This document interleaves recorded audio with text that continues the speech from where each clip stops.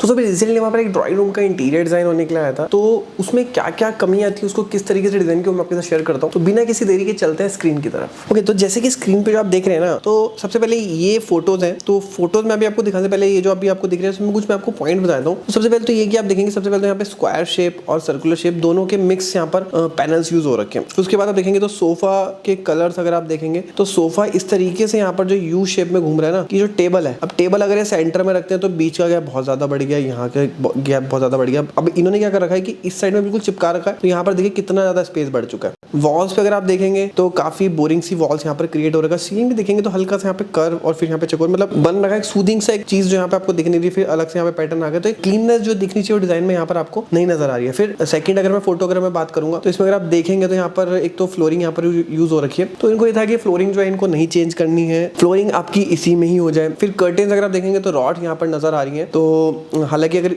Ceiling को अगर हम चेंज करते हैं तो इसे ऊपर से अगर हम सीलिंग कर्टेन्स अगर हम लगाएंगे तो बहुत सुंदर सा जो है अपीलिंग सा लुक यहाँ पर जो है वो नजर आ जाएगा। और कलर भी अगर आप देखेंगे तो बहुत डार्क सा और थोड़ा सा बोरिंग सा कलर यहाँ पर क्रिएट कर रखा है। और सेम वही चीज जो मैं आपको कह रहा था कि कर्व और चकोर कोई सेंस ही नहीं बन रहा है यहाँ पे सीलिंग के डिजाइन का। तो फिर ये इसी रूम का ये सेकंड व्यू हो गया, फिर ये इसी रूम का थर्ड व्यू हो गया और ये फोर्थ व्यू हो गया। तो ओवरऑल आपने अपने ये ड्राइंग रूम किस तरीके से था, कहाँ जो है वो इंप्रूवमेंट की गुंजाइश थी वो तो मैंने आपको बता दिया, लेकिन उसको हमने डिजाइन किस तरीके से अगर वो मैं आपको दिखाता हूँ 360 व्यू जो हमने इसका क्रिएट करा है। ओके, तो ये जो आपको पूरा व्यू दिख रहा है 360 व्यू, तो ये इसी रूम का ही डिजाइन है। और जो आपको दिख रहा होगा मैं आपको पहले पूरा रोटेट करके पहले डिजाइन दिखा देता हूँ। तो ये आपका सोफा पूरा आ गया। तो सबसे पहले तो ये है जैसे कि आप देखेंगे कि सोफा जो है जनरली वो पूरा एक का एक ही था, वो जो कि आपका यू शेप में था। तो उसको जनरली हमने पहले दो पार्ट में ब्रेक करा इसको। ये आप देखेंगे एक बहुत लाइट ग्रे और एक थोड़ा सा ग्रीन टाइप का फैब्रिक भी यहाँ पर डिफरेंट है। और अगर आप देखेंगे पीछे कुशंस भी जो यहाँ पे हमने डिफरेंस यहाँ पर कर रखे हैं। फिर उसके बाद अगर हम जाएंगे इसमें इसका जो थर्ड सीटिंग था जो कि सी सीटिंग था, तो वहाँ पे हमने सोफे को हटा करके यहाँ पे दो एक लग्जरी चेयर्स यहाँ पर जो है यहाँ पर प्रोवाइड कर रखे हैं। और तीनों का जो मोनोटोनस है उसको यहाँ पर हमने ब्रेक कर दिया।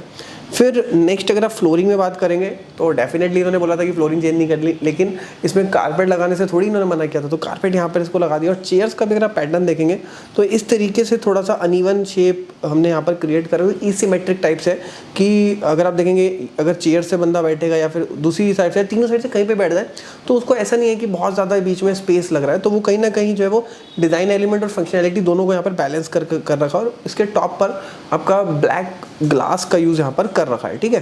तो फिर हम बात करते हैं इसमें वॉल्स के बारे में। तो वॉल्स अगर आप देखेंगे तो इसमें पीछे ग्रूव के साथ ड्यूको पेंट यहाँ पर दे रखा है, साथ में विनियर का यूज़ कर रखा है, या फिर अगर कॉस्ट कटिंग के हिसाब से आप इसमें लैमिनेट का भी यूज़ कर सकते हैं। और मतलब डिज़ाइन इस तरीके से दे रखा है कि अगर विनियर लगाए या फिर लैमिनेट शीट लगाए, दोनों 4x8 के साइज में आती है, तो इनकी वेस्टेज ऑलमोस्ट ना के बराबर ही होगी, मतलब पूरी शीट इसमें लग जाएगी। फिर बीच में खूबसूरत सी एक एब्स्ट्रैक्ट पेंटिंग यहाँ पर दे रखा है। और फिर अगर हम सीलिंग के बारे में बात करें तो सीलिंग जैसे कि आप देख रहे हैं बहुत सिंपल सोबर यहाँ पे कर दिया है, प्रॉपर पट्टों में मोल्डिंग्स आपको दिख रही होगी। फिर उसके बाद बी सेंटर में आपकी प्रोफाइल लाइट दे दी और फिर उसके साथ में मोल्डिंग दे दी। तो उसी डिजाइन में ही जो है हमने थोड़े बहुत तोड़ फोड़ करके चेंज हो जाए कुछ इस तरीके से करने की कोशिश करी है। हालांकि इसको बिल्कुल भी चेंज कर सकते थे हम, लेकिन बिल्कुल चेंज करने से जो है इनका अगेन कॉस्टिंग यहाँ पर काफी बढ़ रहा है। तो उसी डिजाइन को ही एलिमेंट में इसमें ऐड करके हमने काम किया है। फिर आप देखेंगे कर्टेन, तो कर्टेन हमने जो है वो प्रॉपर सीलिंग हाइट वाले कर्टेन यहाँ पर शो कर रखे हैं। और फ्लोरिंग भी आप देखेंगे तो जो इनकी ओल्ड फ्लोरिंग थी उसी टाइप से यहाँ पर फ्लोरिंग शो कर रखी है। फिर सामने भी अगर आप देखेंगे तो डोर हो गया जो कि इनका एग्जिस्टिंग था, उसको चेंज नहीं करना था। फिर उसके बाद यहाँ पर भी आपका सीलिंग हाइट वाले कर्टेन्स यहाँ पर दे रखे हैं, सेम यहाँ पर भी हमने सीलिंग हाइट वाले कर्टेन्स दे दिए। और छोटे छोटे एलिमेंट जैसे कि प्लांट्स यहाँ पे ऐड कर दिए। वॉल पे